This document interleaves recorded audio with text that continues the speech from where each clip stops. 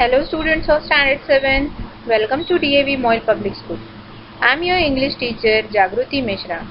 Let's begin our today's online session of English. Today we will start with a new topic of your English literature, a hero. A Hero is written by R.K. Narayan. Before starting the lesson, let me ask you two questions. List the qualities that make a person a hero. Courage is an attitude. It is there in a mind. Do you agree?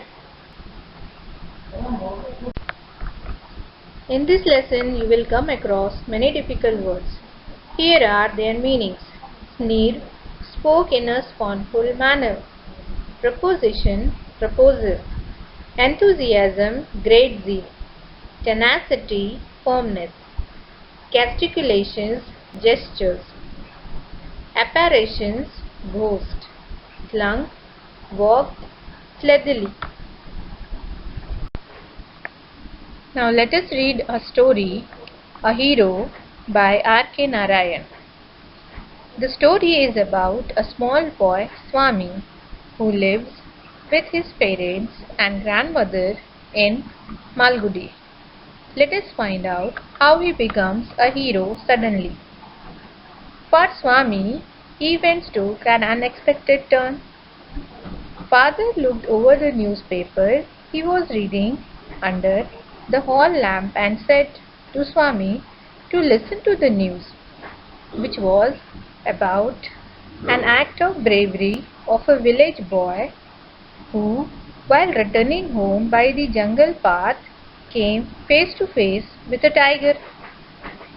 The paragraph also describes the fight the boy had with the tiger and his flight up a tree, where he stayed for half a day till some people came that way and killed the tiger. After reading it through, Father looked at Swami and asked him what he has to say about this. Swami answered, he thinks that he must be a very strong and grown-up person, not at all a boy. How a boy can fight with a tiger? Father replied, do you think that you are wiser than newspaper? A man may have the strength of an elephant and yet be a coward, whereas another may have the strength of a straw. But if he has courage, he can do anything. Courage is everything. Strength and age are not important. Swami disputed the theory. How it can be, he said to his father. Suppose if I have all the courage, what can I do if a tiger will attack on me? Father said, leave alone strength. Can you prove you have courage? And if you have courage, then sleep tonight in my office. It was a very frightful proposition for Swami. He had always slept beside his granny in the passage, and any change in this arrangement kept him trembling and awake all night. He hoped at first that his father was only joking. He very slightly spoke yes and tried to change the subject. He said very loudly with a great deal of enthusiasm, we are going to admit every elders in our cricket club. We are buying new brand bats and balls, and our captain has asked you to tell you.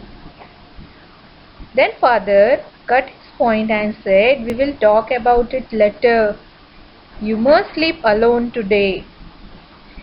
Swami realized that the matter has gone beyond his control. For a challenge, it has become a plain command. From the first of the next month, I will sleep alone, he said to his father. Father said, no, you must do it now. It is disgraceful sleeping beside granny or mother like a baby. You are in school, and now I don't like at all the way you are being brought up, he said, and looked at his wife, who was rocking the cradle. Then the wife spoke, "Why you are looking at me? I hardly know anything about the boy." No, father said, "I don't mean that. If you mean that your mother is spoiling him, tell her so. I don't look at me," said the mother, and she turned out. Swami's father sat on the chair and started reading the newspaper. Swami rose silently and tiptoed away to his bed in the passage. Granny was sitting up in her bed and remarked, "Are you feeling very sleepy? Don't you want to hear a story today?" Swami made very wild gestures and silenced Granny, but that good lady saw nothing. So Swami threw himself on his bed and pulled the blanket over his face. Granny said, "Don't cover your face. Are you really sleepy?" Swami leant over, whispered, Please, shut up. Granny, don't talk to me. And don't let anyone to know, even if the house is on fire. I don't want to sleep alone. I shall perhaps die." He turned over and started snoring under the blanket till he found his blanket pulled away. His father came and stood over him and said, "Swami, get up." He looked like an apparition in the semi-darkness of the passage. Swami tried not to listen and started groaning very loudly as if he is in deep sleep. Father again said, "Get up, Swami." Granny also pleaded, "Why you are not letting the son sleeping? Why are you disturbing him?" Swami's father was now very angry, and very angrily he said to him, "Get up, Swami." Father rolled up his bed, took it under his arm and said, "Come with me." Swami looked at his granny, hesitated for a moment and followed his father into the office room. On the way, he threw a look of appeal at his mother and said, Mother also said, "Why are you taking him to office room? He can sleep in hall, I think." But his father didn't listen and took him to the office room for sleeping.